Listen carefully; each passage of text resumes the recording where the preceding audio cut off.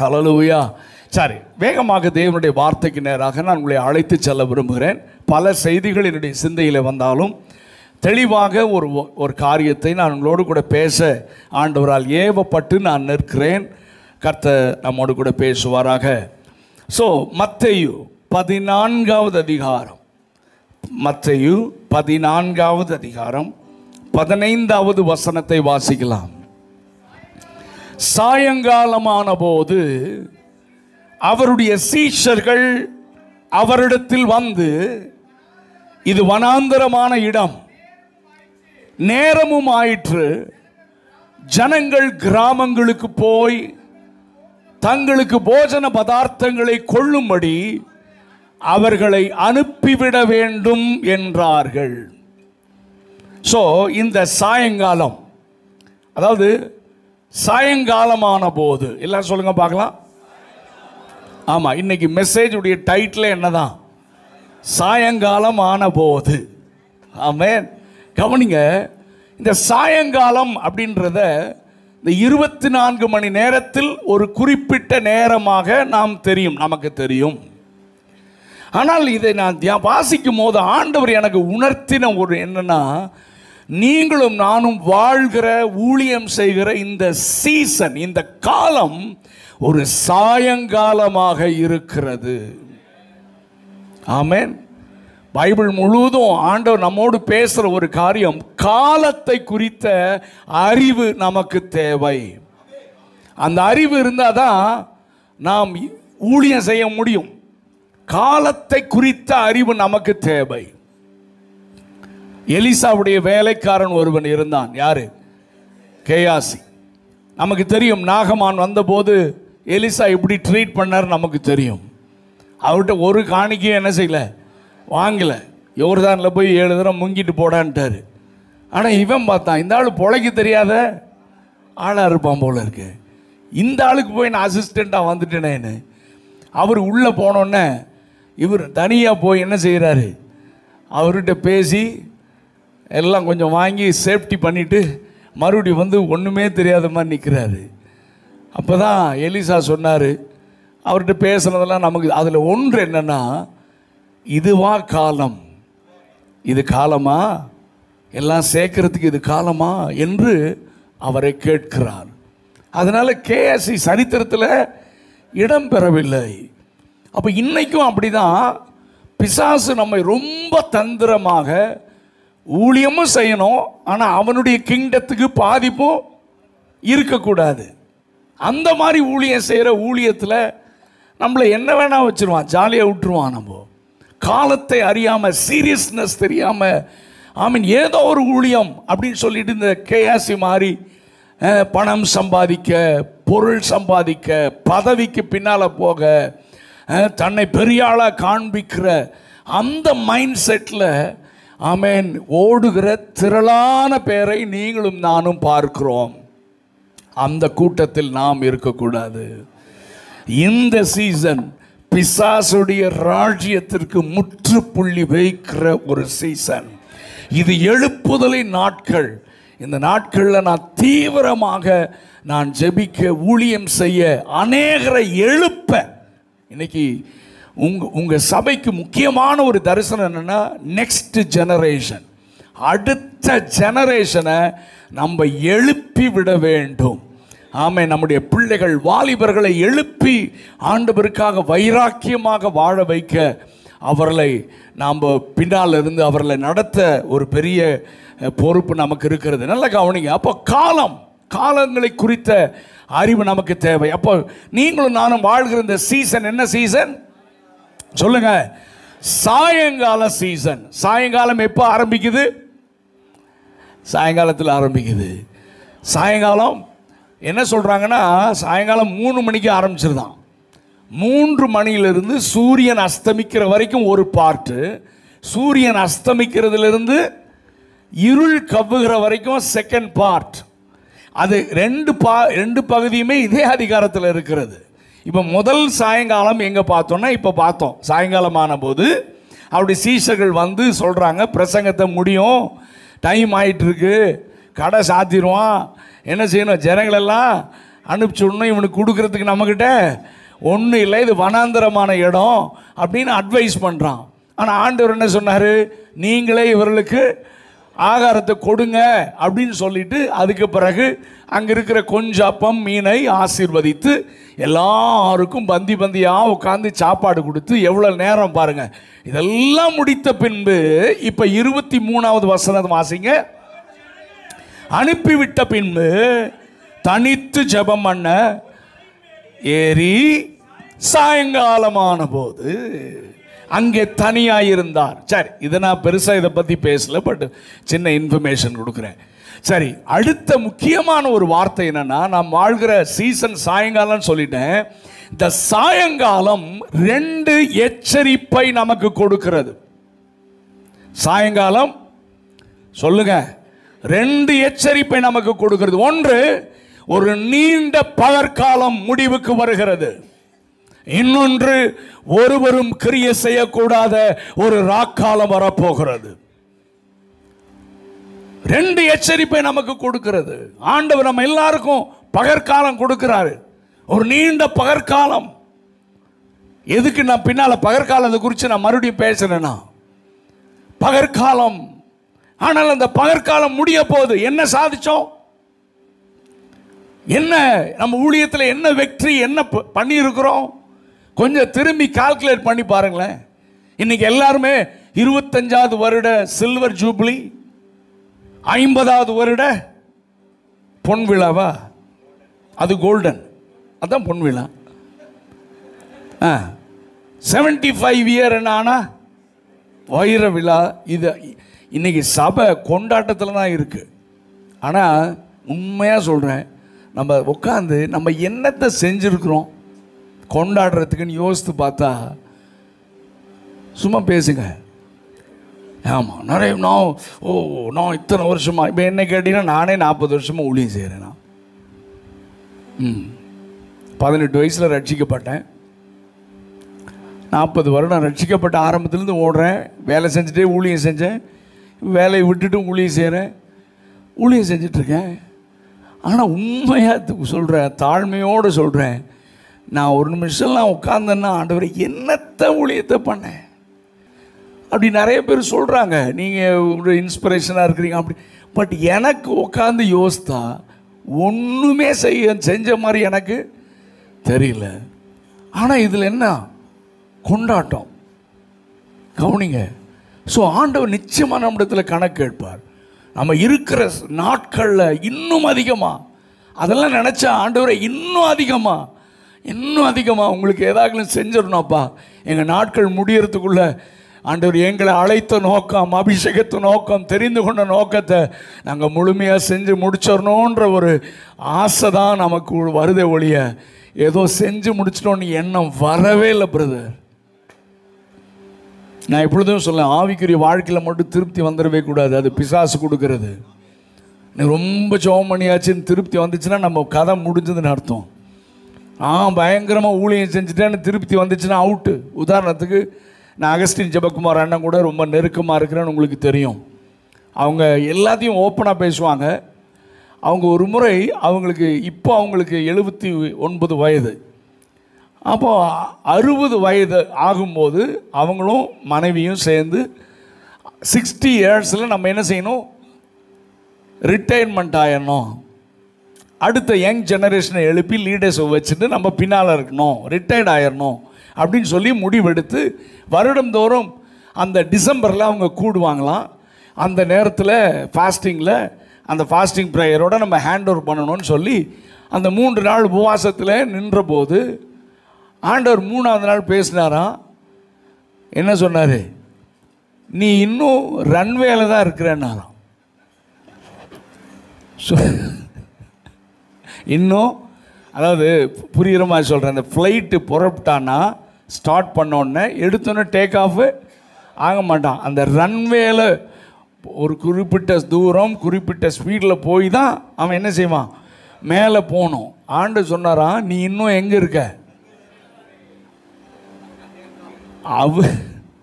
அவரே ரன்வேல இருந்தார்னா நம்மளாம் இன்னும் ஸ்டார்ட்டே பண்ணலன்னு தான் சொல்லணும். நான் அப்படி தான் சொன்னேன். அப்போது 60 வயதில் ஆண்டவர் சொன்னாரா, நீ என்ன ரிட்டையர்ட் ஆகிறதுக்கு யோசிக்கிற, நீ இன்னும் ரன்வே டேக்காகவே ஆகலைன்னாராம். இதுக்கப்புறம் 19 வருஷம் மறுபடியும் ஊழியம் செஞ்சிட்ருக்காங்க, காரியங்களை செய்கிறாங்க, இன்னும் சின்ன பையன் மாதிரி ஓடுறாங்க. ஆமேன். எந்த கொண்டாட்டத்தையும் நான் பார்க்கல. நான் என்னென்னா, இந்த மாதிரி பரிசுத்தவான்கள் நமக்கு பெரிய மாதிரியாக. ஆமாம். நம்ம அப்போது நமக்குள்ளே இந்த சாட்டிஸ்ஃபேக்ஷனே வரக்கூடாது. சரி, ஓகே. அப்போது இந்த சாயங்காலம் 2 எச்சரிப்பு. ஒன்று, நமக்கு கர்த்தர் கொடுத்த பகற்காலம் முடிவுக்கு வருகிறது. 2வது, ஒருவரும் இந்த சபைக்கு இன்னும் அந்த அவேர்னஸ் வந்துச்சான்னு எனக்கு தெரில. எவ்வளோ நாள் இந்த திறந்த வாசல் இந்தியாவில் இருக்குன்னு தெரியாது. எனக்கு இன்னும் ரொம்ப ஒரு பெரிய உபத்திரவத்தை சபை சந்திக்க போகிறது என்று ஆவியிலே உணர்த்தப்பட்டு கொண்டே இருக்கிறேன். அது ரொம்ப சீக்கிரமாக இருக்குது. ஏன்னா எழுப்புதலுக்கு முன்னால் பயங்கரமான ஒரு உபத்திரவம் நம்ம இந்திய திருச்சபை சந்திக்க போகிறது. அந்த உபத்திரவத்தின் மூலமாக கர்த்தர் சபையை பரிசுத்தப்படுத்தி எழுப்புதலை அனுப்ப போகிறார் என்பதில் நான் ரொம்ப ஆணித்தரமாக ஆண்டவர் எனக்கு உணர்த்துகிறதை நான் தாழ்மையோடு பகிர்ந்து கொள்கிறேன். ஆனால் இன்றைக்கு சபை அதற்கு ஆயத்தமாக இருக்கிறதா என்றால் ஒரு பெரிய கேள்விதான். என்ன வந்தாலும், என்ன போனாலும், கழுத்து போனாலும் இயேசு போதுன்ற அப்படி தீவிரமான ஆட்கள் நம்ம சபையில் எத்தனை பேர் இருக்காங்க நீங்களே யோசித்துக்கோங்க. அப்போ நம்ம அவங்களை எப்படி உருவாக்கி இருக்கிறோன்றதை பாருங்கள். ஊழியர்களே எத்தனை பேர் நிற்போன்னு தெரியாது. இப்போ சாயங்காலத்தை பற்றி நம்ம பேசுகிறோம். ரொம்ப முக்கியமான காரியத்தை நான் உங்களோடு கூட பகிர்ந்து கொள்ள விரும்புகிறேன். ஆனால் அதுக்கு முன்னால் பகற்காலத்தை குறித்து நான் உங்களோட பேசுகிறேன். விடியற்காலம், ராக்காலம், ஒவ்வொரு காலத்தையும் நீங்கள் தியானிச்சிங்கன்னா, இந்த சீசனில் நான் இதை தான் தியானிக்கிறேன் அதிகமாக. ஸோ காலங்களை குறித்த அறிவு நமக்கு தேவை. அப்போ பகற்காலம், நம் ஒவ்வொருவருக்கும் கர்த்தர் ஒரு பகற்காலத்தை கொடுத்திருக்கிறார். இதை நான் தியானிக்கும் போது ஆர் ஸ்டான்லி அண்ணன் டெய்லி ஒரு டிவோஷன் அவங்க வரும். உங்கள் வாட்ஸ்அப்பில் வரலாம், நீங்கள் கேட்டிருக்கலாம். அதில் இந்த காரியத்தை அவங்க சுட்டி காண்பிக்கிறாங்க. அப்போ தான் இந்த மெசேஜ் ஆண்டவர் எனக்கு கொடுத்துருந்தார். எனக்கு ரொம்ப ஆச்சரியமாக இருந்தது. சரி, நல்லா கவனிங்க. நம்ம அத்தனை பேருக்கும் கர்த்தர் ஒரு பகற்காலத்தை கொடுத்திருக்கிறார். பகற்காலம் அப்படின்னு சொன்னால் என்ன அப்படின்னு சொன்னால், இப்போ ஆண்டவர் இயேசு என்ன சொல்கிறாரு? ஆமென். வாசிங்கள். யோவான் 9வது அதிகாரம், ஜான் த காஸ்பிள் சாப்டர் 9, யோவான் 9ஆம் அதிகாரம் 4வது வசனத்தை வாசிங்கள். கவனிங்க. பகற்காலம் இருக்கும் மட்டும் நான் என்னை அனுப்பினவருடைய கிரியைகளை செய்யணும். போதும். நல்ல கவனிங்க. அதுக்கு அடுத்தது அப்புறம் வாசிக்கலாம். ஆண்டவர் இயேசு சொல்றாரு, பகற்காலம் இருக்கும் மட்டும் நான் என்னை எதற்காக நான் பிடிக்கப்பட்டேனோ, எதற்காக நான் அனுப்பப்பட்டேனோ, ஏன் என்னை ரட்சித்தார், ஏன் என்னை அபிஷேகித்தார், ஏன் என்னை இந்த ஊழியத்திற்கு அழைத்தாரோ அந்த நோக்கத்தை, சித்தத்தை நான் செய்து முடிக்க வேண்டும். முடிக்க வேண்டும். அப்போ பகற்காலம் அப்படின்னா, இப்போ ஆண்டவருக்கு பகற்காலம் அப்படின்னு சொன்னால் அவருக்கு ஒரு 3.5 வருஷம் இருந்தது இல்லை? 33.5 வருஷம் வாழ்ந்தாங்க. ஆனால் அந்த 3.5 வருஷம் அவங்க என்ன செஞ்சாங்க? தீவிரமாக ஊழியம் செய்தார்கள். அப்போ அந்த 3.5 ஆண்டுகள் அதை குறிப்பிட்டு சொல்றாரு. அப்போ நமக்கும் ஆண்டவர் ஒரு பகற்காலத்தை வைத்திருக்கிறார். அந்த பகற்காலத்தில் நாம் தேவ சித்தத்தை செய்ய வேண்டும், பிதாவின் சித்தத்தை செய்யணும். நான் இந்த சீசனில், இந்த நாட்களில் ரொம்ப அதிகமாக வலியுறுத்துறது என்னன்னா, நாம் எதை செய்தாலும் தேவ சித்தத்தின்படி செய்ய வேண்டும். ஹல்லேலூயா. ஊழியமானாலும் ஊழியம் செஞ்சுட்டே நம்ம நரகத்திற்கு போக வாய்ப்புகள் இருக்கிறது. இதுக்கு ஆமென் சொல்ல மாட்டீங்கன்னு தெரியும். ஏன்னா ஆண்டவர் பைபிளில் இருக்க, என் நாமத்தினாலும் உம்முடைய நாமத்தினால் அதை பண்ண இதை பண்ண உனக்கு தெரியாது அப்படின்னு சொல்கிறாரா இல்லையா? அவங்கெல்லாம் ஊழியக்காரர் தானே, ஊழியம் செஞ்சவங்க தானே. அப்போ என்ன சொல்கிறாரு? பரலோகத்தில் இருக்கிற என் பிதாவின் சித்தத்தின்படி. ஆனால் இன்னைக்கு எத்தனை பேர் சித்தத்தின் மையத்தில் இருக்கிறோம் தைரியமாக சொல்ல முடியும்? இப்போ சபை ஆரம்பிக்கிறதே பாருங்களேன், இன்றைக்கெல்லாம் ரொம்ப வேடிக்கையாக இருக்குது. இன்றைக்கி சர்ச் ஆரம்பிக்கிறதுனா அப்படி இப்படின்னு வந்து 4 விசுவாசிகளை பிடிச்சி ஒரு 4 சபையிலிருந்து 4 பேரை கூப்பிட்டு ஒரு சபைன்னு ஆரம்பிச்சிடறான். இப்பெல்லாம் அந்த மாதிரி நிறைய ஃபேஷனாக போச்சு இன்னைக்கு. நிறைய பேர் முதல்லலாம் பைபிள் காலேஜ் முடித்தாலும் ஆமேன் நாங்கள் மூத்த போதகர்கிட்ட கீழே இருந்து கற்றுக்கொண்டு அடங்கியிருந்து அவருக்கும் ஆண்டவர் உணர்த்தி நீ தனியாக போடா ஆண்டவர் உன்னை அனுப்புகிறாருன்னு சொல்லி எந்த இடத்துக்கு கர்த்தரை அனுப்புகிறாருன்னு ஸ்பெசிஃபிக்காக இந்த இடத்துல இந்த கிராமத்தில் போய் ஊழியம் செய்ய சொல்கிறாருன்னு ஒரு ஆத்மாவும் இல்லாத இடத்துல போய் தியாகத்தோட உபவாசித்து ஜெபித்து ஆத்மாக்களை ஆதாயம் பண்ணி கட்டுகிற சபை தான் என்னை பொறுத்தவரையிலும் வேதம் அங்கீகரிக்கிற சபையாக இருக்க முடியும். ஆமென். ஆனால் இன்னைக்கு சீசன் மாறிடுச்சு. இன்னைக்கு இளம் வாலிபர், அதாவது உதாரணத்துக்கு என்னென்ன உதாரணத்துக்கு ஒன்று சொல்கிறேன். நம்ம ஃபின்னி ஜோசப் இருக்கார் இல்லையா சென்னையில், எனக்கு ரொம்ப நெருக்கமானவர். அப்போது ஹென்றி ஜோசப் ஐயா இருக்கிறாரு. அப்போ நான் ஏதோ அவங்க சர்ச்சில் கூட்டத்துக்கு அவங்க வீட்டில் தங்கியிருந்தேன். நான் அப்போ தங்கியிருந்தப்போ சாயங்காலம் உட்காந்து பேசிகிட்டு இருந்தோம். ஹென்றி ஜோசப் ஐயா அங்கே உட்காந்துருந்தாங்க, ஃபின்னி அண்ணன் அக்கா எல்லாம் உட்காந்துருந்தாங்க. உட்காந்து பேசிகிட்டு இருந்தேன். அப்போ ஃபின்னி அண்ணன் எங்கள் அப்பாவுக்கு முன்னால் சொல்கிறாரு, வெஸ்லி ஒரு பயங்கரமான ஆள் வெஸ்லின்றாரு. ஹென்றி ஜோசப் ஐயா தெரியும்ல உங்களுக்கு, மாரநாதா ஹெட்டு, பயங்கரமான. அண்ணா என்னென்ன சொல்கிறீங்க என்ன வெஸ்லி, இவர் என்ன யூகேக்கு பைபிள் காலேஜுக்கு அனுப்பிச்சார். சரி பைபிள் காலேஜ் முடிச்சுட்டு நான் வரேன், வந்து உட்காந்தா அதுவும் முன்னால் என்ன உட்கார வைக்கல, விசுவாசிகளோட விசுவாசியாக ஃப்ரண்ட் ரோவில் உட்காந்துட்ருக்கேன். சரி இவர் ஒரு சாட்சிக்கு டைம் கொடுப்பாருன்னு பார்த்தா கொடுக்கவே மாட்டேங்கிறார். 1 மாதம் ஆச்சு, 2 மாதம் ஆச்சு, 1 வருஷம் ஆச்சு, 2 வருஷம் ஆச்சு, 3 வருஷம் ஆச்சு. எனக்கு கல்யாணம் வேற கட்டி வச்சுட்டார். 2 பேரும் முன்னாலே உட்காந்துருக்குறோம். இது வரைக்கும் மைக் எனக்கு கொடுத்ததே இல்லை. அவங்க அப்பா உட்காந்து சிரிச்சுட்டே இருந்தார். 10 வருஷம் ஆயிடுச்சான்.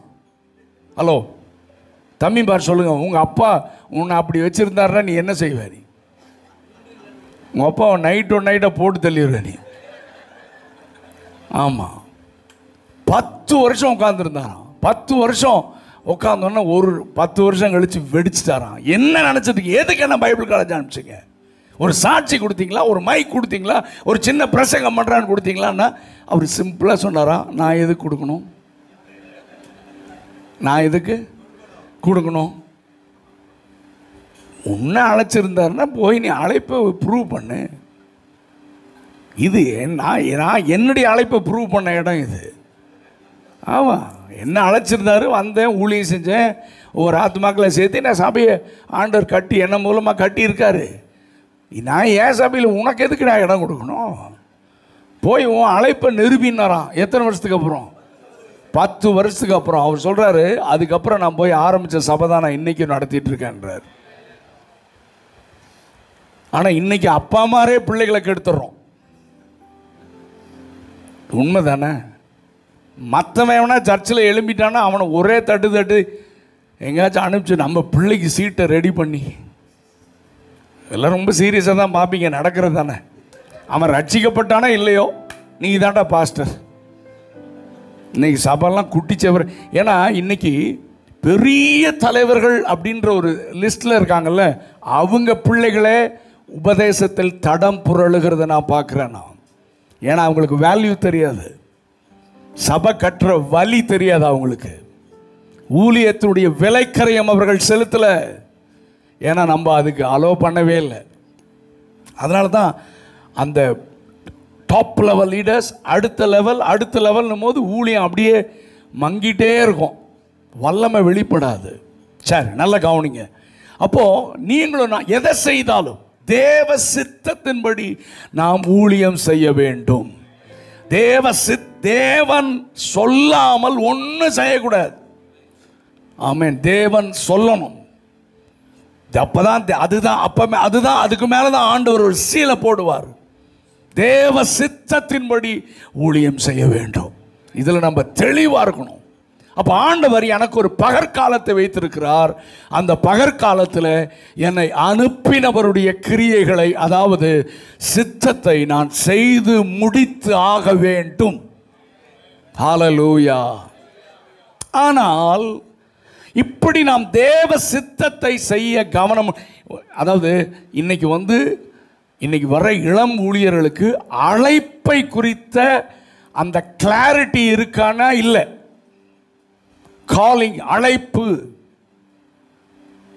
இப்போ என்ன ஃபேஷன்னா, ஒரு பாட்டு ஹிட் ஆயிடுச்சுன்னா அவன் சூப்பர் பாஸ்டர் இல்லையா? ஆனால் நீங்களும் அந்த மாதிரி ஆளை தானே கூப்பிடுறீங்க சர்ச்சுக்கு. எல்லாம் கெடுக்கிறதே நீங்கள் தானே. நீங்கள் நல்ல பைபிள் டீச்சர் ஒரு பக்கத்து கிராமத்தில் இருக்காருன்னா கூப்பிடுவீங்களா? சொல்லுங்க. ஏன்னா உடனே சொல்லுவீங்க, அவரை கூப்பிட்டா கூட்டம் வராது சார். அப்போ ஃபேமஸான ஒரு ஆளை நீங்கள் சபை தேடுது. இன்னைக்கு பாட்டில் ஃபேமஸ் ஆகிருக்கணும், யூடியூப்பில் நிறைய வியூஸ் போகணும்.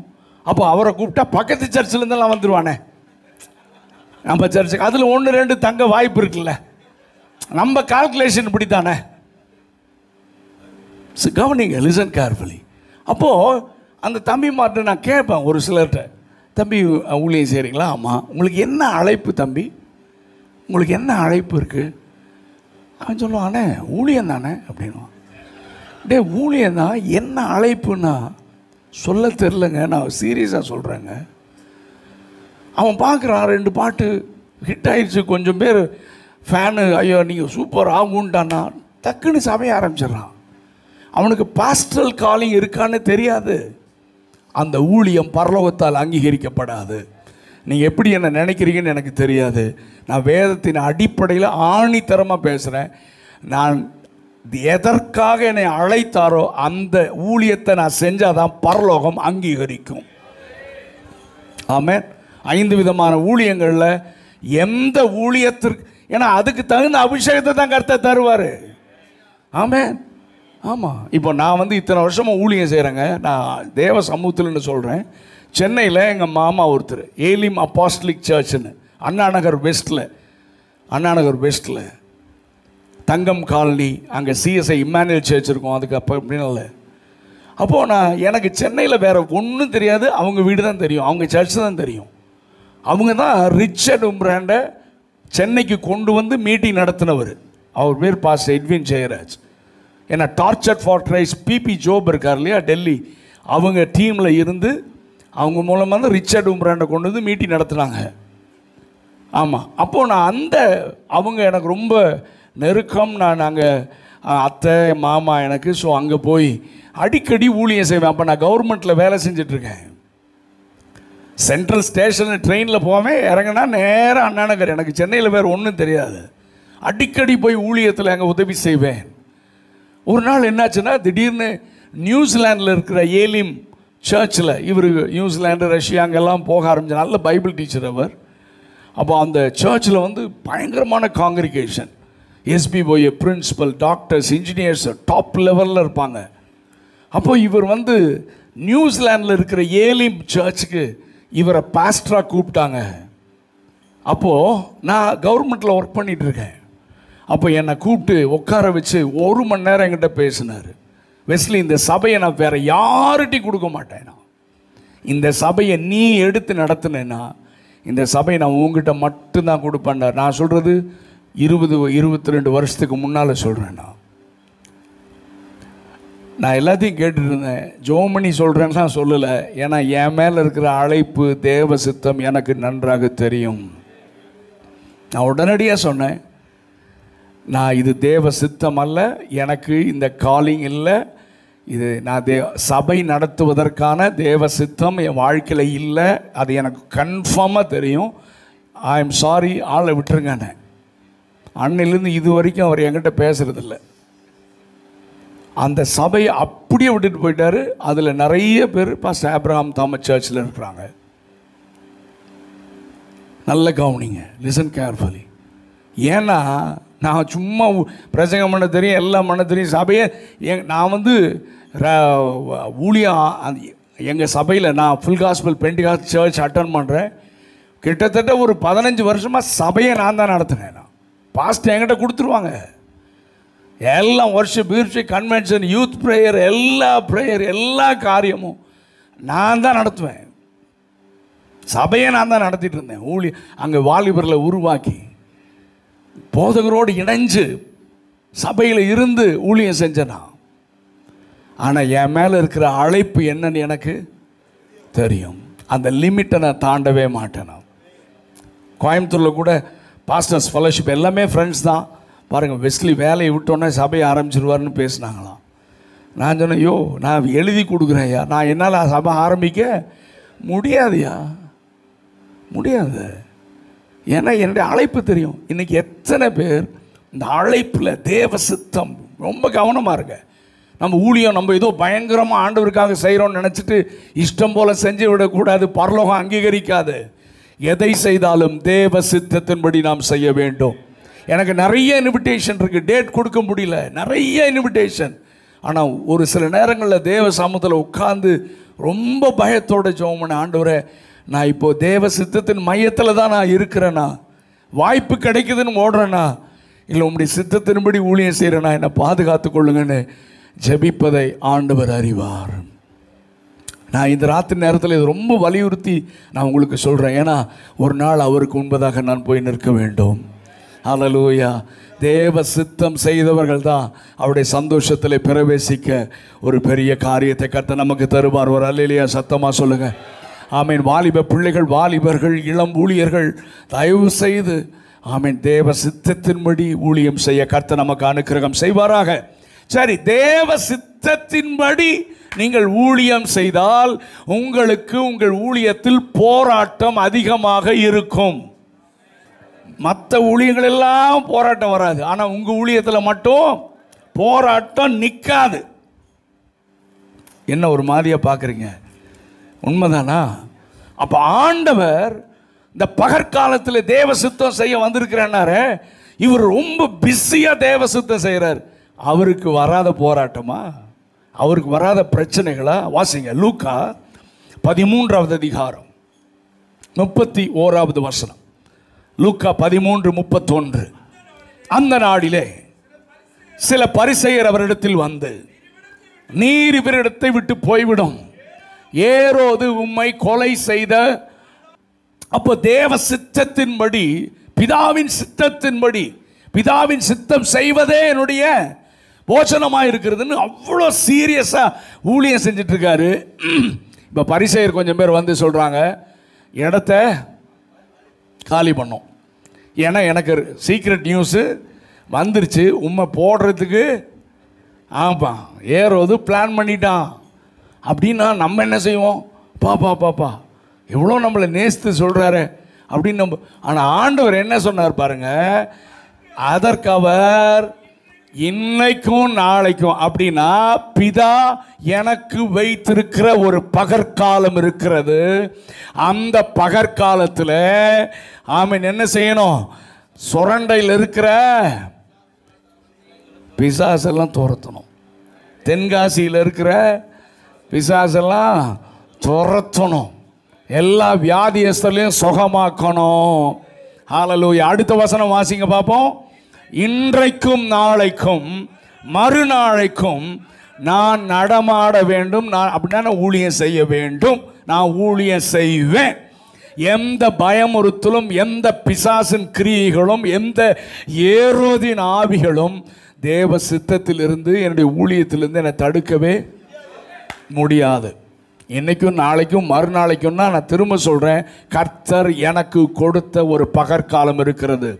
உங்கள் கிராமத்தில், உங்கள் பட்டணத்தில் ஆமீன் எத்தனை பேரை வேணால் பிசாசு ஏவலாம், எத்தனை கூட்டம் வேணால் உங்களுக்கு எதிர்த்து நிற்கலாம். நான் உங்களுக்கு சொல்கிறேன், ஆண்டவர் சொன்ன மாதிரி நம்மளும் சொல்லுவோம், இன்னைக்கும் நாளைக்கும் மறுநாளைக்கும் நான் எருசலேமிலே நடமாட வேண்டும். ஹல்லேலூயா. எத்தனை பேர் அறிக்கை செய்ய விரும்புறீங்க? எனக்கு கர்த்தர் கொடுத்த பகற்காலத்தில் நான் என்னை கொண்டு எதை செய்ய விரும்புகிறாரோ அதை நான் செய்வேன். எவனும் தடுக்க முடியாது. அது அரசாங்கமோ சட்டமோ எதுவும் தடுக்க முடியாது. ஏன்னா ஒருவனும் உன்மீது கை போடுவதில்லை. ஆமென். அப்ப ஆண்டவர் சொல்றாரு, எருசலேமுக்கு புறம்பே ஒரு தீர்க்கதரிசியும். இன்னைக்கு பாருங்க, நம்ம இந்த ஓப்பனர் மீட்டிங்லாம் நீங்கள் இங்கே நடத்துறீங்களான்னு எனக்கு தெரியல. ஆனால் நிறைய இடங்களில் ஓப்பனர் மீட்டிங் நின்று போய்விட்டது. கேட்டால் சொல்லுவாங்க, நம்ம ஞானமாக என்ன செய்யணும்?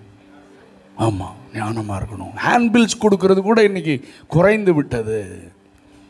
சபையுடைய முக்கியமான வேலையே ஆத்துமாதாயம் தான். இது நின்றுச்சுன்னா சபைக்கு வேலையே கிடையாது. அப்போ இந்த பர்சனல் எவாஞ்சலிசம் பண்ணுறதுக்கு நம்ம சர்ச்சில் 50 விசுவாசி வந்தாங்கன்னா 50 பேரும் சுவிசேஷம் சொல்லணும். அவர்களை அப்படி உருவாக்கணும். சபையாக திரும்ப திரும்ப சொல்லணும். ஆத்தும ஆதாயம் செய்ய தான் தேவ சித்தம்னு சபையாக ஆத்தும ஆதாயம் செய்து கொண்டே இருக்க வேண்டும். ஆமென். பிரச்சனை வரும், போராட்டம் வரும், அடியும் வரும், எல்லாம் அவர் அறியாமல் ஒன்றும். அதான் ஆண்டவர் சொன்னார், ஒரு தீர்க்கதரிசியும் மடிந்து போகிறதில்லை என்று நான் உனக்கு சொன்னதாக நீங்கள் போய் உங்கள் ஊரில் யார் நரின்னு உங்களுக்கு தான் தெரியும். உங்கள் ஏரியாவில் எது யார் நரின்னு தெரியும். அந்த நரிக்கு சொல்லு, ஆமென், கர்த்தருடைய ஆவியானவரின் மேல் இருக்கிறார், அவர் எனக்கு ஒரு பகற்காலத்தை வைத்திருக்கிறார், நான் தேவ சித்தத்தின்படி ஊழியம் செய்து கொண்டிருக்கிறேன், எந்த மிரட்டல்களும் என்னை தடுத்து நிறுத்த முடியாது, எந்த சத்துருவின் தந்திரங்களும் தடுத்து நிறுத்த முடியாது. அவர் நேரம் வர்ற வரைக்கும் ஒருத்தனும் உங்க மேல கை போடுவது இல்லை. எத்தனை இடத்துல நீ இனிமேல் வந்தீங்கன்னா கொன்றுவேன்னு சொல்லியிருக்கான். நான் கோயம்புத்தூர் ரொம்ப சென்சிட்டிவான ஏரியா. கன்னியாகுமரி மாதிரி கோயம்புத்தூரில் நாங்கள் போகாத கிராமங்கள் அல்ல, நாங்கள் செய்யாத கிராம ஊழியங்கள் அல்ல. சின்னதுலேருந்து எனக்கு ரொம்ப ஆசை கிராம ஊழியங்கள் தான். சரி, போய் செய்திருக்கிறோம். நான் சொல்கிறேன், எங்கள் சர்ச்சில் அப்போ பிரான்ச் சர்ச் ஒன்று தடாகத்தில் இருக்குது. தடாகம் அங்கே ஒரு பயங்கர ஆர்எஸ்எஸ் ஸ்ட்ராங்கான ஏரியா. அப்போ அந்த சபையில் சரியான ஊழியர்கள் இல்லை. நான் 3 நாட்கள் அங்கே கூட்டம் நடத்த நான் தான் போகிறேன். நான் தான் கெஸ்ட் ஸ்பீக்கர். நான் போகிறேன். ஸோ அங்கே போனப்போ 2வது நாள், ஆமாம் 2வது சாட்டர்டே, நான் மீட்டிங்கை முடிக்கும் போது ஒரு பெரிய கூட்டம் சபைக்கு வருது. எனக்கு ரொம்ப சந்தோஷமாச்சு. நம்ம ஊழியத்தில் ரொம்ப வல்லமை வெளிப்படுது போல் 50 பேர் வர்றான். தோத்துற ஆண்டவரே, இவ்வளோ ஆத்துமாக்களை ஒரே நேரத்தில் தர்றீங்களேன்னு நான் ஜபத்தை முடிக்கிறேன். எல்லாம் பொட்டு வச்சுட்டு எல்லாம் பயங்கரமாக கொடூரமாக இருக்கான். அவன் சொல்லுவான், எங்கேருந்து வர்றேன், எதுக்கு வர்றேன், நான் ஊழியம் செய்ய வரேன். ஆமாம், இங்கே என்ன வேலை உனக்கு? பயங்கரமாக என் கூட 2 வாலிபர்கள் ஆகும்ண்ணா. அவனை அடக்கிறதே பெரிய விஷயமா இருக்குது. அவனை பேசாமறான்னு சொல்லிவிட்டு நான் சொன்னேன், அவன் சொன்னான், இன்னொரு தரம் உள்ள கால் வச்சினா நீ உயிரோட போக மாட்டேன். நான் சொன்னேன், வருவேன், நான் மறுபடியும் வருவேன், கட்டாயம் வருவேன் அப்படின்னு சொல்லி அவங்ககிட்ட ரொம்ப ஞானமாக, சண்டை போடுற மாதிரி பேசலை, ஞானமாக பேசிட்டு காரியங்களை பேசிட்டு வந்துட்டேன். வந்து சொன்னால் எங்கள் சபையே சொல்லுது, தயவு செய்து நாளைக்கு போகாதீங்கன்னு சொல்லுது. அவன் எல்லாரும் சொல்கிறாங்க, ஏன்னா கன்சர்னாக சொல்கிறாங்க. நான் சொன்னேன், இல்லை போவேன், நாளைக்கு போய் அடுத்த நாள் காலை ஆராதனை நடத்தினேன், அடுத்த நாள் ஈவினிங் ஸ்பெஷல் மீட்டிங் நடத்தினேன். இப்போ அங்கே ஒரு மகிமையான சபை இருக்கிறது. ஆமென். தேவ சித்தம் இல்லாமல் ஒருவனும் உன்மேல் கை போடுவது இல்லை. ஒரு அல்லேலூயா சத்தமாக சொல்லுங்கள். நான் அரசாங்கத்தில் வேலை செஞ்சுட்டு இருக்கும்போது ஆர்எஸ்எஸ் விஸ்வ இந்து பரிஷத்தில் எங்கள் ஆஃபீஸ்க்கு முன்னாலேயே உண்ணாவிரதம் இருந்தான். இருக்கிறீங்களா இல்லையா? என்னோடய நோட்டீஸ் எல்லாம் சேர்த்து வச்சு தமிழ்நாடு கவர்மெண்ட்டுக்கும் சிஎம் செல்லு போலீஸ் ஐஜி ஆஃபீஸ்க்கு எல்லாம் போட்டான். என்கொயரி நடந்தது, போலீஸ் என்கொயரி நடந்தது. நான் சொன்னேன், என்னை ரட்சித்த ஆண்டவரை பாடுவேன், அவரை பற்றி பேசுவேன். நான் போலீஸ் ஆஃபீஸர் சொன்னேன், இல்லை சார் அவன் வேறு மாதிரி கொடுத்துருக்கான், அவங்க சாமியெல்லாம் நீங்கள் திட்டுறீங்களாமா? நான் சொன்னேன், நான் இயேசுவை சொல்கிறதுக்கு எனக்கு நேரம் இல்லை, அதெல்லாம் நான் டச் பண்ணவே மாட்டேன்.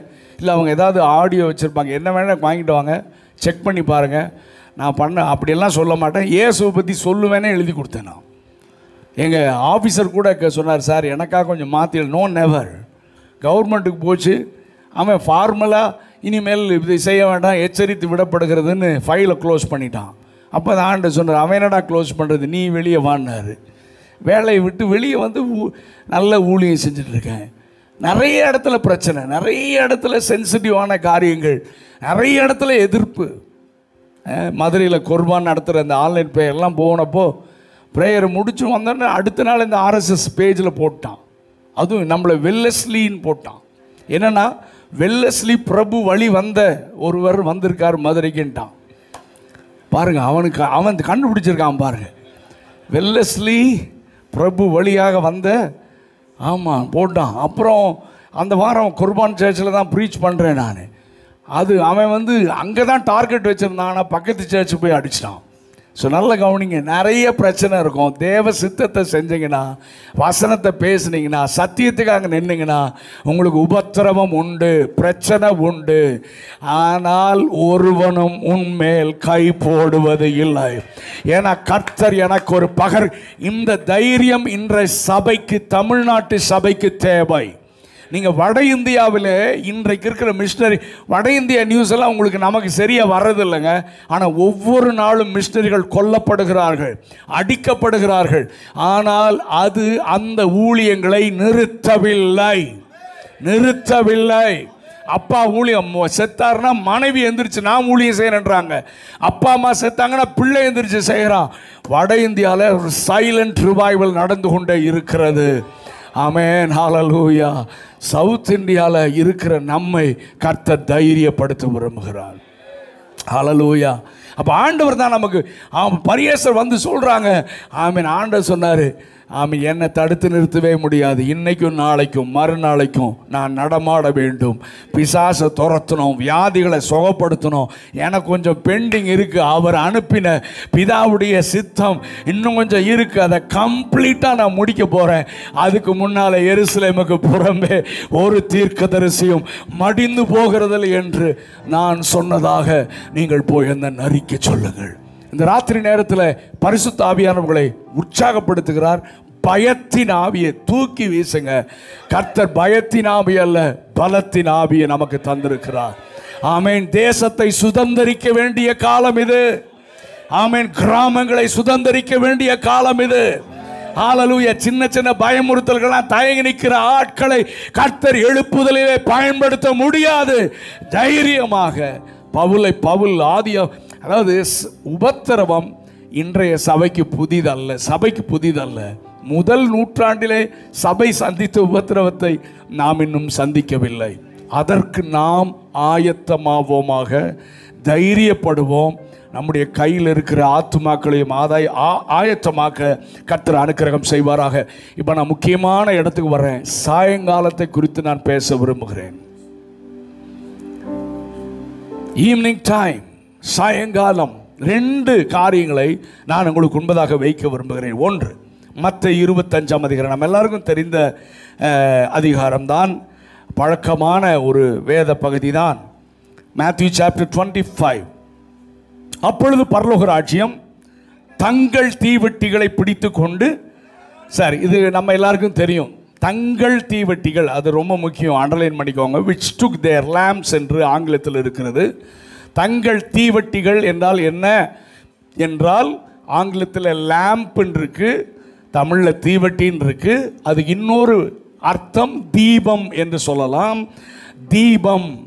தீபம் என்றால் எதை குறிக்கிறது? நீதிமொழிகள் 20:27 மனுஷருடைய ஆவி கர்த்தர் தந்த தீபம். அப்போ இங்க தங்கள் தீவெட்டிகளை பிடித்து கொண்டென்றால் நம்முடைய ஆவியாகிய தீபத்தை பிடித்து கொண்டு என்று அர்த்தம்.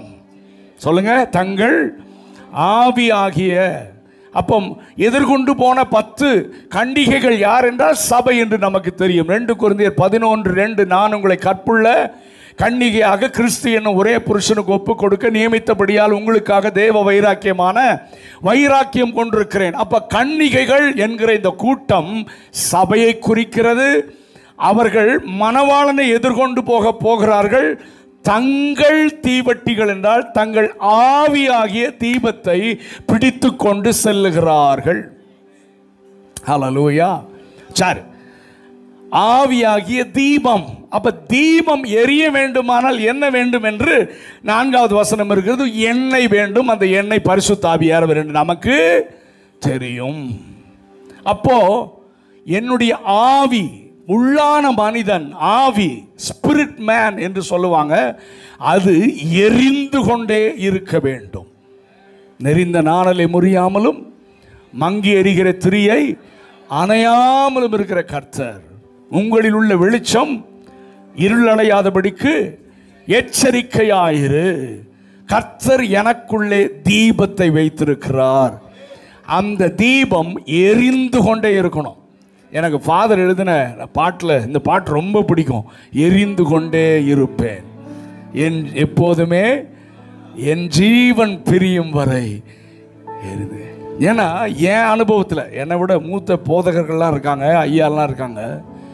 என் அனுபவத்தில் நான் பார்த்ததில் பயங்கரமாக பயன்படுத்தப்பட்டவர்கள்லாம் ஒரு சீசனில் காணாமல் போனதை பார்த்துருக்கேன். ஃபேமஸ் ஊழியக்காரங்க பயங்கரமாக ஆண்டவர் பயன்படுத்துனதெல்லாம் ஒரு சீசனில் மங்கி போய் அவங்க ஊழியம் ஒன்றுமே இல்லாமல் போனதை நான் பார்த்துருக்கேன். ஆனால் ஆண்டவர் நமக்குள்ள ஒரு பெரிய ஒரு ஆசையை தருவாராக. ஆண்டவரே, நான் ஜெபம் பண்ணுறது தான், அப்படி மங்கி எறிகிற ஊழியமே எனக்கு வேணாம். அப்படி நான் அந்த உலகத்தில் வாழ விரும்பல ஆண்டவரே. கடைசி மூச்சு வரைக்கும் எரிந்து கொண்டே இருக்க வேண்டும். ஹல்லேலூயா. கடைசி வரைக்கும். ஏன்னா பைபிள் படி என்னென்னா இன்க்ரீஸ் தான் ஆகணும், மொழியை டிக்ரீஸ் ஆகக்கூடாது. பைபிள் தான் சொல்லுது. என்ன ஆகணும்? நீதிமானுடைய பாதை நடுப்பகல் வரைக்கும் அதிகம் அதிகமாய். சொல்லுங்க எல்லாரும், அதிகம். அப்படின்னா one level to another level, one level of glory to another level of glory. அப்போ ஒவ்வொரு நாளும் ஊழியத்தில் மகிமை அதிகரித்து கொண்டே இருக்கணுமே ஒழிய குறையவே கூடாது. ஒரு அல்லேலூயா சத்தமா சொல்லுங்க. நம்ம ஆண்டவர் குறைய விட மாட்டார், ஆனால் நம்முடைய காரியங்கள் குறைவதற்கு வாய்ப்பு இருக்கிறது. ஸோ அதிகம் அதிகமாக, அப்போ டிக்ரீஸே இருக்கக்கூடாது. அப்போது அதெல்லாம் பார்க்கும்போது நமக்கு ரொம்ப பயமாக இருக்குது. ஆண்டவரே, நாங்கள் அப்படி ஊழியம் செய்யவே கூடாது, கடைசி வரைக்கும் எரிந்து கொண்டே இருக்கணும். சரி, ஓகே. அப்போது கவனிங்க, இது ரொம்ப முக்கியமான காரியத்தை நான் இந்த சாயங்காலத்தை குறித்து சொல்லி நம்ம ஜெபம் பண்ண போகிறோம். இன்னொரு காரியத்தை நான் சொல்ல போகிறேன். நான் இந்த 5 கன்னிகைகள் அவர்கள் என்ன ஸ்பேர் வச்சிருந்தாங்க?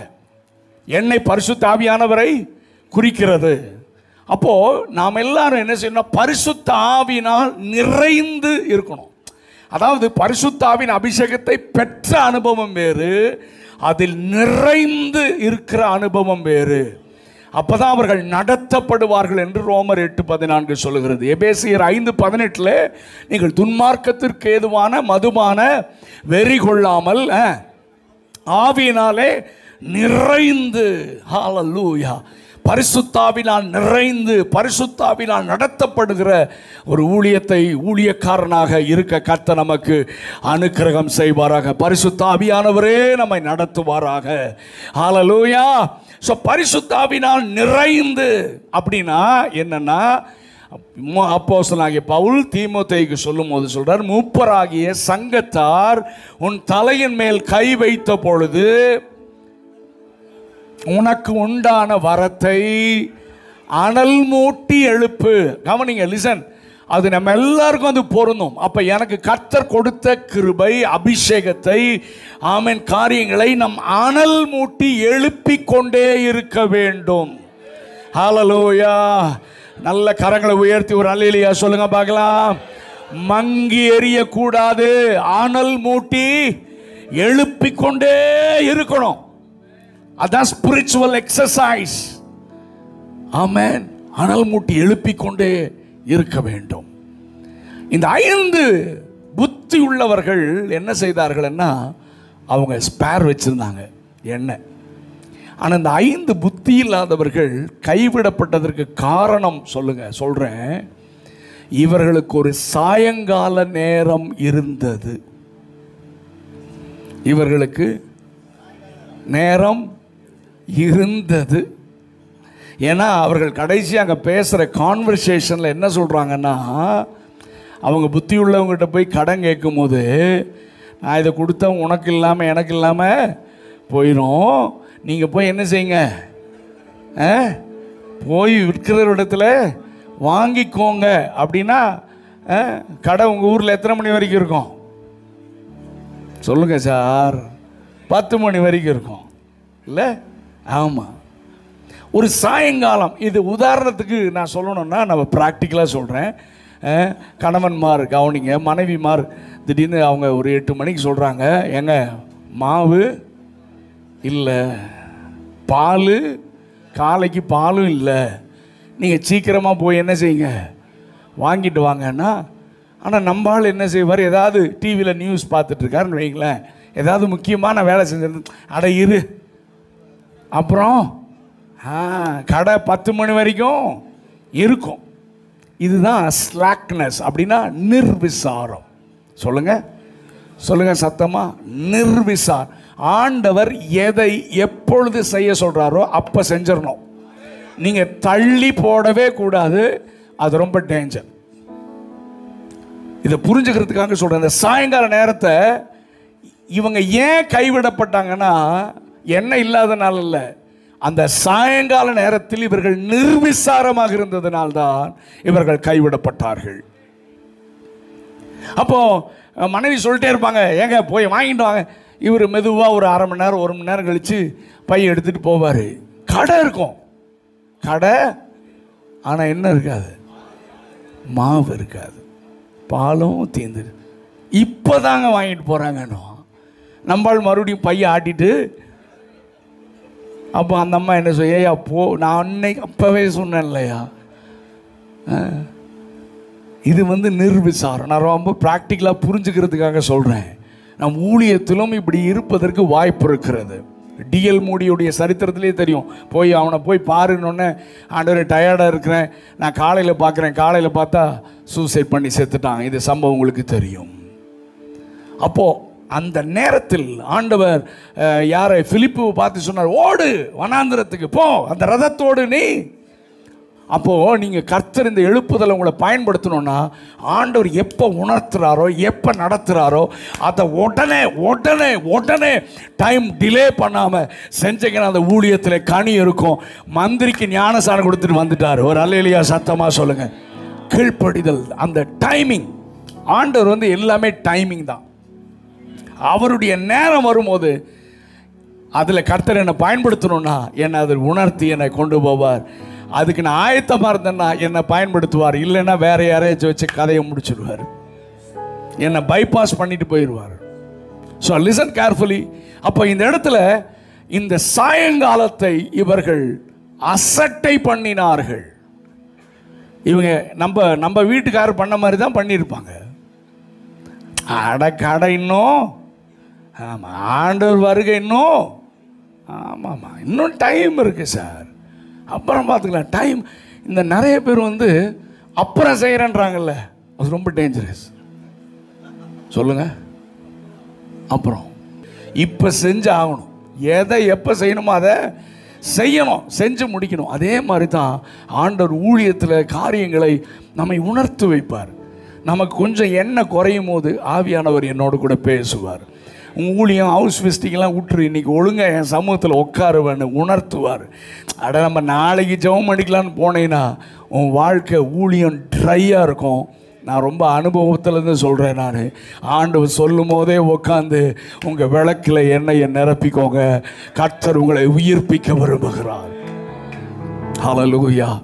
எந்த நேரத்தில் உணர்த்துறாரோ அந்த நேரத்தில் அந்த காரியங்களை செய்ய.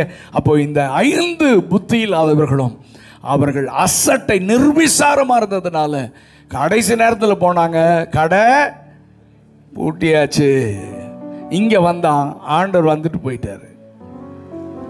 கதவை தட்டுறான், ஆண்டவர் அவங்க திறக்கவில்லை. மிக முக்கியமான இன்னொன்றை நான் சொல்லி நான் முடிக்க விரும்புகிறேன். மத்தேயு 20ஆம் அதிகாரத்துக்கு திருப்புங்க. So Matthew chapter 20. இது ரொம்ப முக்கியமாக நீங்கள் கவனிக்க வேண்டியது. இதுலேயும் ஒரு காரியத்தை நான் உங்களுக்கு சொல்ல விரும்புகிறேன். இது எல்லாத்தையும் நமக்கு தெரியும், அதனால் எல்லாத்தையும் வாசிக்கல. ஆண்டவர் பரலோக ராஜ்யத்தை குறித்து சொல்லும் போது என்ன சொல்கிறார்னா, 11ஆம் மணி நேரத்தில் வேலைக்கு அமர்த்தப்பட்டவர்கள். சொல்லுங்க. வேலைக்கு அமர்த்தப்பட்டவர்களை குறித்து தான் இந்த அதிகாரம் சொல்லப்படுகிறது. அப்போ வேலை ஒர்க்கிங் ஹவர்ஸ் எத்தனை மணி நேரம்னா, காலை 6லிருந்து மாலை 6 வரைக்கும் 12 மணி நேரம். அப்போ வேலை நேரம் எவ்வளோங்க சொல்லுங்க? 12 hours, 12 மணி நேரம் வேலை செஞ்சாதான் ஒரு பணம், $1 கிடைக்கும். சரி, இப்போ பாருங்களேன், இப்போது நம்ம இதை நான் எப்படி தெரியுமா, இதை நான் எப்படி பிக்சரைஸ் பண்ணி பார்க்குறேன்னா, நம்ம ஊரில் நடக்கிறத வச்சு தான் நான் பார்க்குறேன். இப்போ நம்ம ஊரில், உங்கள் ஊரில் இருப்பாங்களான்னு தெரிஞ்ச லேபர்ஸ் எல்லாம் இருப்பாங்கல்ல, வயலுக்கு வேலைக்கு போகிறவங்க, கட்டட வேலை செய்கிறவங்க, இந்த கார்பெண்டர்ஸ் எல்லாம் இருப்பாங்கல்ல, அவங்கெல்லாம் ரெகுலர் கான்ட்ராக்ட் இல்லைன்னா அந்த லேபர்ஸ் எல்லாம் ஊரில் ஒரு ஜங்ஷனில் வந்து நிற்பாங்க. உண்மையாயா இருக்கா? உங்கள் ஊரில் இருக்கா? ஆமாம், இந்த மாதிரி எல்லா இடத்துலையும் இருக்க மாட்டேன், எல்லா இடத்துலையுமே இருக்குது. இப்போது நம்ம ஊரில் அந்த பழக்கம் இருக்குது. அப்போ நமக்கு ஒரு மேஷன் வேணும், நமக்கு ஒரு கார்பெண்டர் வேணும்னா நேராக அந்த ஜங்ஷனுக்கு போயிடலாம், போய் ஆளை பிடிச்சிட்டு வந்துடலாம். நான் அப்படி தான் இதை பிக்சரைஸ் பண்ணி பார்க்குறேன். நல்ல கவனிங்க. இப்போது 6 மணிக்கு வேலை ஆரம்பிக்கணும். எத்தனை மணிக்கு? காலையில் 6 மணிக்கு வேலை ஆரம்பிக்கணும். 6 மணி வரைக்கும் இருக்குது, ஈவினிங் வரைக்கும். இப்போது இந்த அம்மாமார், இந்த வேலை ஆட்கள் காலையில் டிஃபன் செய்யணும், மத்தியான சாப்பாடு செஞ்சு பேக் பண்ணணும், இவங்க ரெடி ஆகணும். அம்மாமார் சொல்லுங்க, சுமார் எத்தனை மணிக்கு காலையில் எழும்பணும்? சுமார் ஏங்க, அங்கே வந்து 5:30க்கு நிற்கணும். 5:30 மணிக்கு என்ன செய்யணும்? அங்கே நின்னா தான் எஜமான் வந்து கூட்டிகிட்டு போவார். சுமார் 4 மணி, அட்லீஸ்ட் 4 மணி எந்திரிச்சு கடைன்னு எல்லாம் செஞ்சு ரெடி ஆகி போய் நிற்கிறாங்க. Listen carefully. இப்போ எஜமான் வரார். இந்த நம்ம ஊர்லெலாம் பார்த்தீங்கன்னா ஃபஸ்ட்டு போகிற ஆள், இந்த ரெகுலராக அந்த வேலையை எடுக்கிற ஆட்கள், அவங்களுக்கு தெரியும் நல்ல வேலைக்காரன் யாருன்னு தெரியும். இந்த தண்ணி போடாதவன் நல்ல வேலை செய்கிறவன் யாருன்னு பார்த்து செலக்ட் பண்ணி கூட்டிகிட்டு போயிடுவான். கொஞ்சம் போய் மறுபடியும் கொஞ்சம் நின்றுட்டுருக்கோம். அடுத்த ஆள் வந்து அடுத்த பெஸ்ட்டை கூட்டிகிட்டு போயிடுவான். அப்படி கவனிங்க, அந்த பிக்சரை தான் நான் இங்கே பார்க்குறேன். அப்படி கூட்டிகிட்டு போய் எல்லாரையும் கூட்டிகிட்டு போய் வேலை செய்கிறாங்க. எல்லாராலும் கைவிடப்பட்டு இவெல்லாம் இந்த வேலைக்கு லாய்க்கே இல்லைன்னு கைவிடப்பட்ட ஒரு கூட்டம் நிற்குது. உங்கள் மைண்டில் பிக்சரைஸ் பண்ணிப்பா. கர்த்தர் இந்த எழுப்புதலில் யாரை பயன்படுத்துவார் என்பதை நான் உங்களுக்கு சொல்லுகிறேன். அவங்க நின்றுட்டு இருக்காங்க. இப்போ என்ன ஆகுதுன்னா, இவங்களுடைய மனநிலை எப்படி இருக்குன்னு யோசித்து பாருங்க. சும்மா யோசித்து பாருங்க, இவங்க மனநிலை எப்படி இருக்கும்? யாருமே கூப்பிடல, யாருமே நம்பலை. டீ டைமு, லன்ச் டைம் வந்துருச்சு. சொல்லுவாங்க, பேசாமல் என்ன செஞ்சிடலாம், வீட்டுக்கு இனி வேலை கிடைக்காது. அப்போ அதில் ஒருத்தன் சொல்லியிருப்பாங்க, ஏங்க இன்னும் கொஞ்சம் நேரம் வெயிட் பண்ணி பார்க்கலாம். இன்னும் கொஞ்சம் நேரம் வெயிட் பண்ணாங்க. 4:30 மணிக்கு எஜமான் வர்றார். நல்ல கவனிங்க, எத்தனை மணிக்கு? சாயங்காலம். அவர் கேட்ட கேள்வி தான் செம்மையாக இருக்கும். நீ காலையிலேருந்து இங்கே நிற்கிறீங்களே, உங்களுக்கு வேலை செய்ய, நீங்கள் பகல் முழுவதும் இங்கே சும்மா நிற்கிறது என்ன, நீங்கள் வேலை செய்ய மனது இல்லையா அப்படின்னு கேட்குறாரு. அப்போ அவங்க என்ன சொல்லியிருப்பாங்க? ஐயா, நாங்கள் காலையில் எத்தனை மணிக்கு எழுந்திரிச்சோம்? 4 மணிக்கு எழுந்திரிச்சோம் ஐயா. எல்லாம் ரெடி பண்ணிவிட்டு 5:30 மணிலேருந்து இங்கே நிற்கிறோம் ஐயா. நாங்கள் வேலை செய்கிறதுக்கு தான் ஏன் வந்தோம், ஆனால் யாரும் எங்களை நம்பவில்லை. யாரும் எங்களை நம்பலை. அப்போ அந்த எஜமான் சொல்கிறாரு, நான் உங்களை நம்புகிறேன், நான் உங்களை நம்புகிறேன். வரீங்களா? இதை கொஞ்சம் நீங்கள் கற்பனை பண்ணிகிட்டே இருங்க. உடனே உங்களுக்கு ஆச்சரியம் தாங்க முடியல. எவ்வளோ சம்பளம் தருவீங்க கேட்க முடியுமா? சொல்லுங்கள் சார். முடியவே முடியாது. ஏன்னா இன்னும் 1 மணி நேரம் தான் வேலை. உடனே சந்தோஷமா பா இன்னைக்கு வேலைக்கு போகிறோன்னு சொல்லிட்டு பின்னாலேயே போனாங்க. நல்ல கவனிங்க, ஊழியர்களுடைய மனநிலையை தான் நான் சொல்கிறேன். நான் இப்போ 6 மணிலேருந்து அங்கே வேலை செஞ்சிட்ருக்கான்ல, அவன் இவங்களை பார்ப்பான். அவங்கள பார்த்தோன்னே சிரிப்பான். இன்னும் 1 மணி நேரம் இருக்கு, நாங்கள் எல்லாம் கை கழுவ போகிறோம். இவனுங்க என்ன எதுக்கு வேலைக்கு வந்தானுங்க இவனுங்க? ஹலோ, இருக்கிறீங்களா? இல்லை, எதுக்கு? இன்றைக்கி நிறைய பேர் மற்ற ஊழியனை இப்படி தான் கிண்டல் பண்ணுறது. ஆமாம், இவர் ஏதோ பெரிய முடிச்ச மாதிரி மற்றவங்கள அசட்டை பண்ணுறது, மற்றவங்கள ரொம்ப கேவலமாக நினைக்கிறது. ஒருத்தரை கனம் பண்ணணும். ஒருத்தர் மேலே இருக்கிற அபிஷேகம், ஒருத்தர் மேலே இருக்கிற அழைப்பை நம்ம கனம் பண்ணணும். அவங்களோட நிற்கணும், உற்சாகப்படுத்தணும். ஓகே, அப்படி சிரிச்சுட்டு பண்ணியிருப்பாங்க. இவனுக்கு அதெல்லாம் கவலையே இல்லை. யாருக்கு? இந்த கடைசியா வந்தானே அவனுக்கு கவலையே இல்லை. என்னையும் ஒருவர் நம்பினார், என்னையும் பயன்படுத்த போகிறார், ஹல்லேலூயா, என்னை கொண்டு ஏதோ ஒன்றை செய்ய விரும்புகிறார் என்று அவன் நேரம் அங்கே வரான். சரி, இது அப்படியே இருக்கட்டும். இந்த 6 மணி நேரத்திலிருந்து இந்த சீனியர்ஸ்க்கு வர்றேன். ஹலோ, தூங்குறவங்களாம் எதிர்ச்சிங்கன்னு நினைக்கிறேன். நான் யாருக்கு வர்றேன்னா சீனியர்ஸ். 6 மணி நேரத்திலிருந்து காலையிலேருந்து, ஏன்னா அக்ரிமெண்ட் செய்யணுமே, அக்ரிமெண்ட்டில் கையெழுத்து போட்டான். 6 மணியில் 6 மணி. வேலை எவ்வளவு செஞ்சேன்னு கேட்க மாட்டான். டைம் முடிஞ்சதுன்னா பணம் வேணும். சொல்லுங்க, டைம் முடிஞ்சதுன்னா பணம் வேணும்.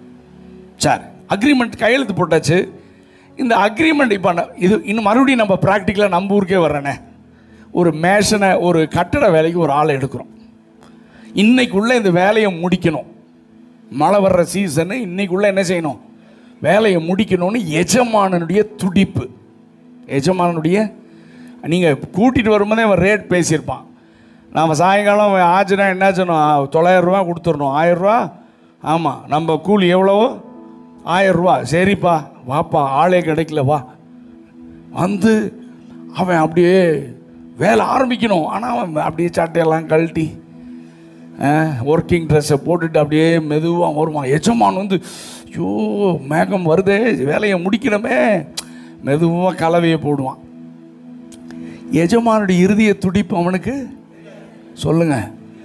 ஏன்னா அவன் மனசு எங்கே இருக்கு, 1000 ரூபா 1200 ரூபா சம்பளத்திலேயே இருக்கு. அவன் போட்டு கலவை போட்டு கொஞ்சம் அவன் கட்டியிருப்பான். அப்பா அப்பா சீக்கிரம் சீக்கிரம்ப்பா, மழை வர்ற மாதிரி இருக்குன்னு. எஜமான் ரெஸ்ட்டே இருக்காது, அங்கேயே நடந்துட்டு இருப்பாரு.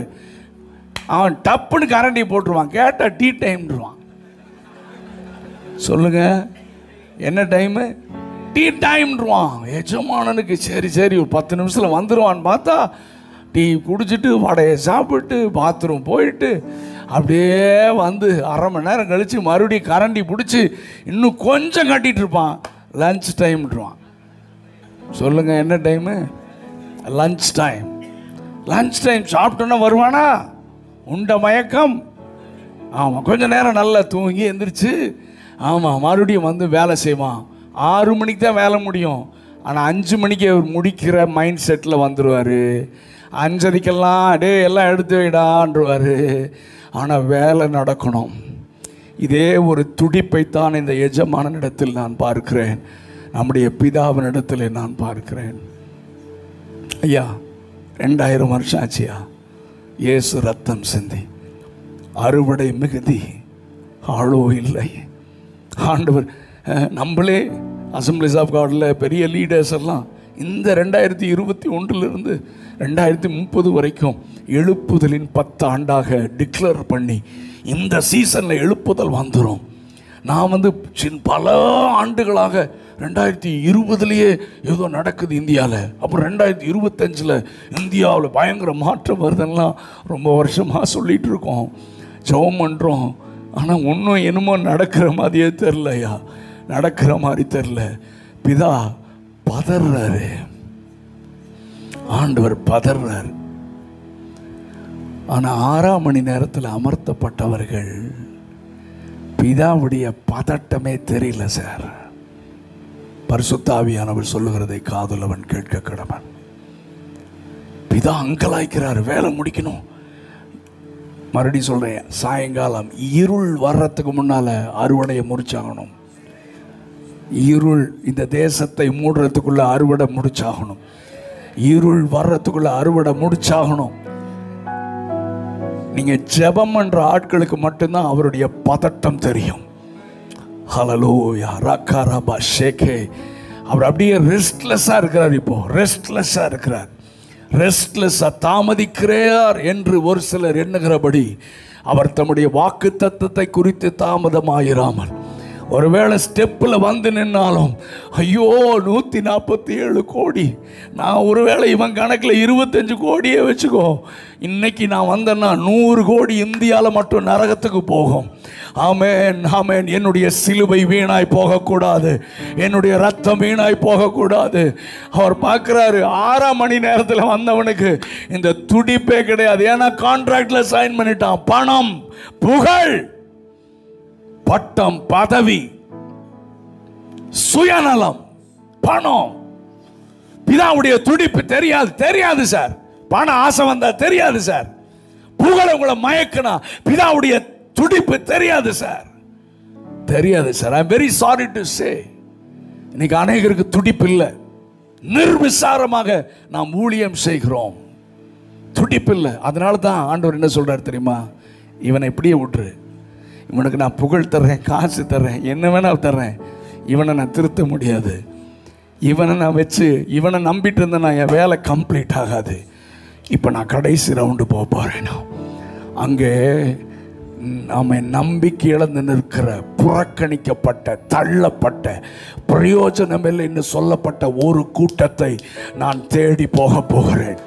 ஹல்லேலூயா. நான் தீர்க்க தரிசனமாக சொல்கிறேன், ஓப்பனாக சொல்கிறேன். நீங்கள் நினைக்கிற மாதிரி எழுப்புதல் பெரிய பெரிய ஹீரோ ஊழியக்காரங்கனால வரப்போகிறது இல்லை. நீங்கள் என்ன வேணால் நினச்சிக்கோங்க. நீங்கள் சூப்பர் ஸ்டார், பயங்கரமான ஆள், அப்படி தான் வருவார், சொரண்டைக்கே ஃப்ளைட்டில் தான் வருவார் அப்படின்னு பந்தா பண்ணுற ஒருத்தனாலையும் எழுப்புதல் வரப்போகிறது இல்லை.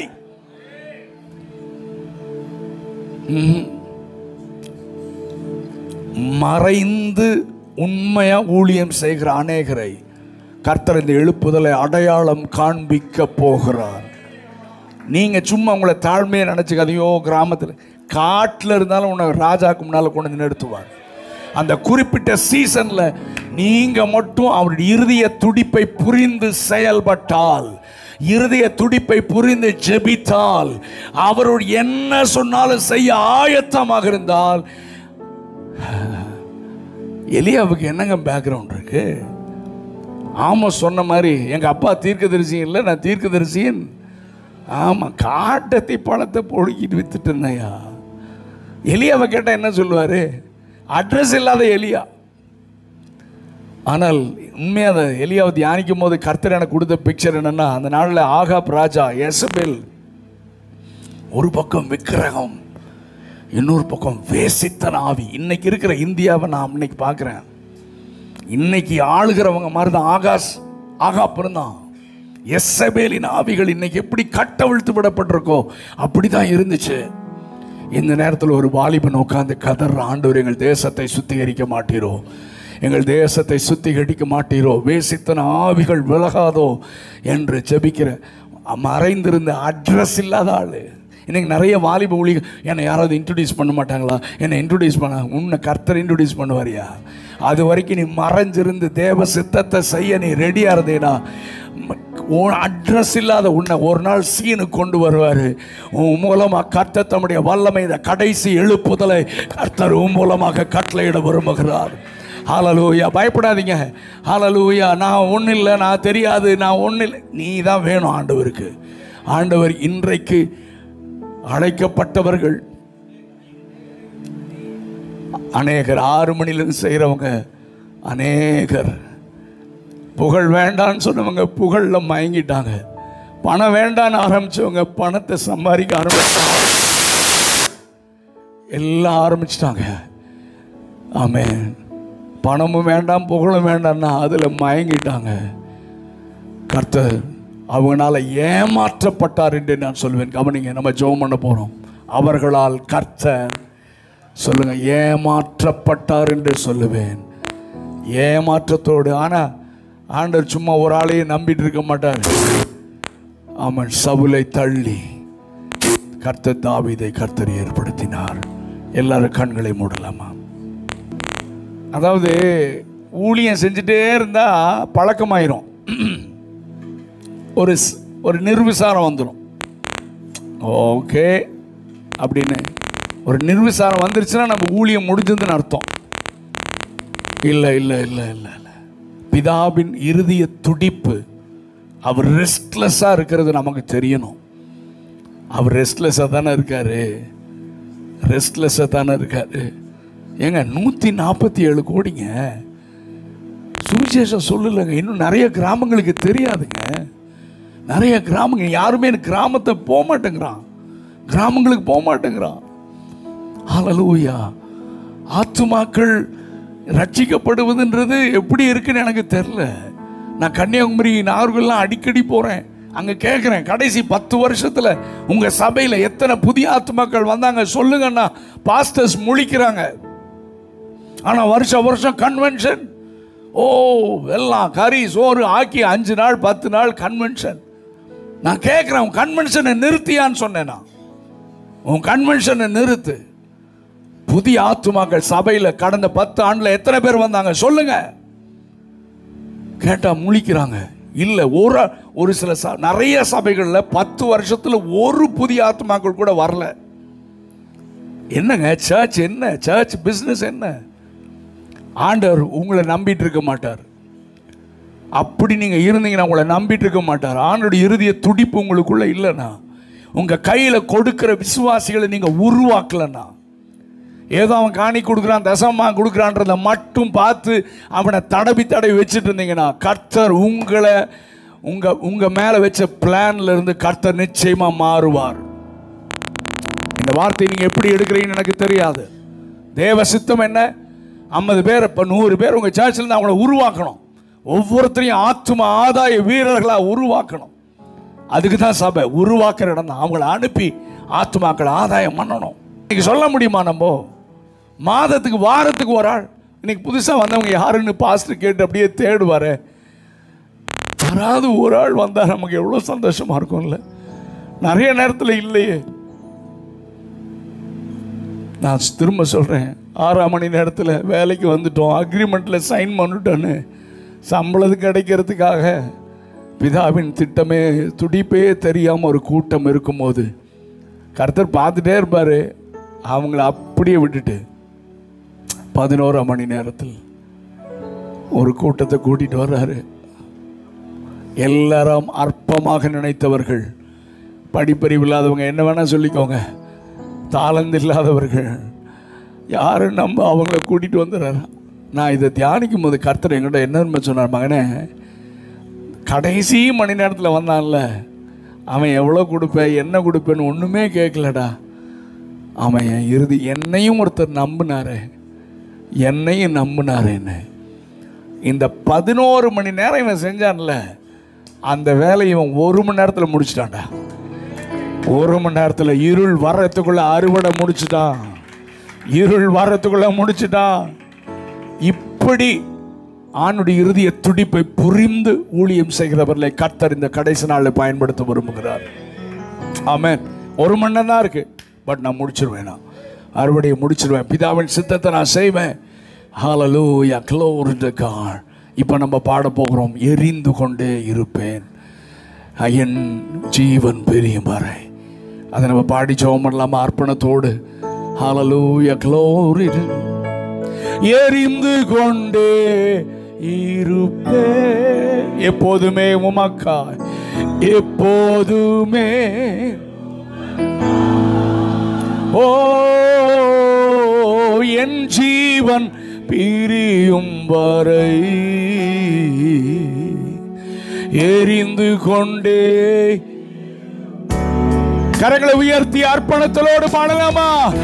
எரிந்து கொண்டே இரு எப்போதுமே உமக்கா, எப்போதுமே.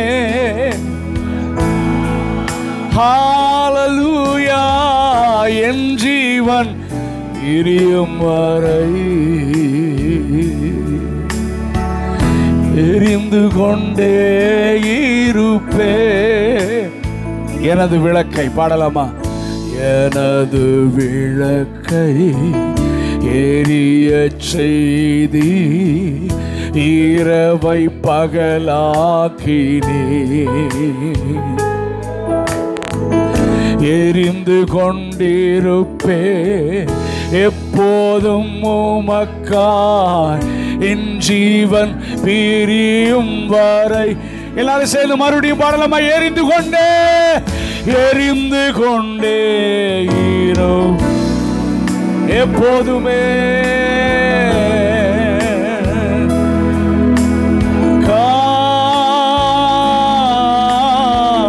என் ஜீவன் பிரியும் வரை எரிந்து கொண்டே. One more time, ஒரு விசை கூட. எரிந்து கொண்டே இரு எப்போதுமே. ஓ என் ஜீவன் பிரியும் வரை எரிந்து கொண்டே. ஒரே நிமிஷம் கண்ணை மூடி ஒரு நிமிஷம் மட்டும் யோசித்து பாருங்க. துடிப்பு அப்படியே இருக்கா? அப்படியே கூட இருக்கக்கூடாது, அதிகமாக இருக்கணும், அதிகமாக இருக்கணும். ஆனால் இல்லைங்க, நிறைய பேருக்கு கொஞ்ச நாள் அப்படி 5 வருஷம் 10 வருஷம் ஊழியம் செய்ய ஆரம்பிச்சிட்டாலே கொஞ்சம் மங்கிருதுங்க. என்னன்னே தெரிலங்க. அந்த பாரம் குறைஞ்சிருதுங்க, அந்த ஜெப வேகம் குறைஞ்சிருதுங்க. இது பிசாசுடைய தந்திரம் ஐயா, தந்திரம் ஐயா. நான் எரிந்து கொண்டே இருப்பேன். ஆமீன். இன்னும் நம்ம உடனே இதை சரி பண்ணி ஆகணும். பிசாசு இந்த சீசன்ல நிறைய பேரை தாக்குறான். பணத்தினால, பண ஆசையினால தாக்குறான். வேசித்தன விபச்சார ஆவினால ஊழியர்களை நான் சொல்றேன். நான் வாலிபரில் ஏதோ சாதாரண மக்களை சொல்லலை, நான் ஊழியர்களை தாக்கி கொண்டிருக்கிறான். குடும்பங்களிலே பிரச்சனையை கொண்டு வரான். இதெல்லாம் பிசாசுடைய தாக்கம் தான். ஹல்லேலூயா. ஆனால் நம்ம அக்னியை அதிகரிப்பது கொண்டே இருந்தா, ஜெபத்தை அதிகரிப்ப கொண்டே இருந்தா, யுத்தம் பண்ணிகிட்டே இருந்தா, அவன் ஒரு காலம் ஜெயிக்க முடியாது. ஒரு காலம் உங்கள் பிள்ளைகளை தொட முடியாது. ஒரு காலம் உங்கள் குடும்பத்தை தொட முடியாது. ஒரு காலம் உங்கள் சபையை தொட முடியாது. ஆமென்.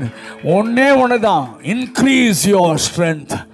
உன் பலனை ஆண்டவர் நாகூம்ல சொன்ன வார்த்தை தான், சிதறடிக்கவன் உனக்கு முன்பதாக வருகிறான். உன் பலனை என்ன செய்? உறுதிப்படுது. ஆங்கிலத்தில் இன்க்ரீஸ் யுவர் ஸ்ட்ரென்த். இன்க்ரீஸ். இந்த நாட்கள் உன் பலனை அதிகரிப்பதற்கான நாட்கள். ஹல்லேலூயா, ஹல்லேலூயா. எழும்பு, உன்னுடைய ஒளி வந்தது. ஆமென். நான் திரும்ப சொல்றேன், இந்தியாவில் சாத்தா நேரம் முடிஞ்சிருச்சுங்க. இது சபையுடைய நேரம், இது எழுப்புதலின் நேரம், இது சுதந்திரிக்க வேண்டிய நேரம்.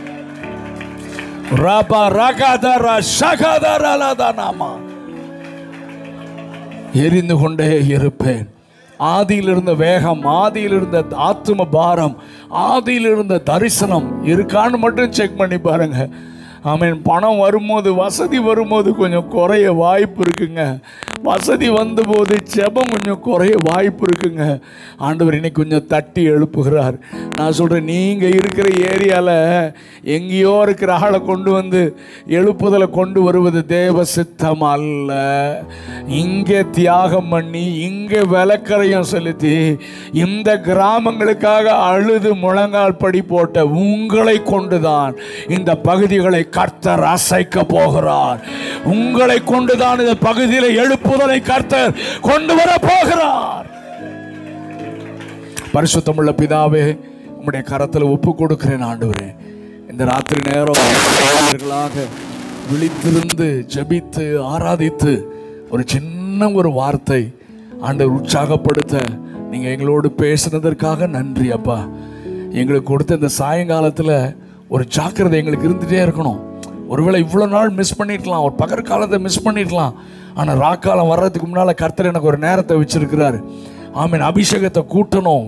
ஆமேன். நான் செய்ய வேண்டியதை செஞ்சு முடிச்சிடணும்.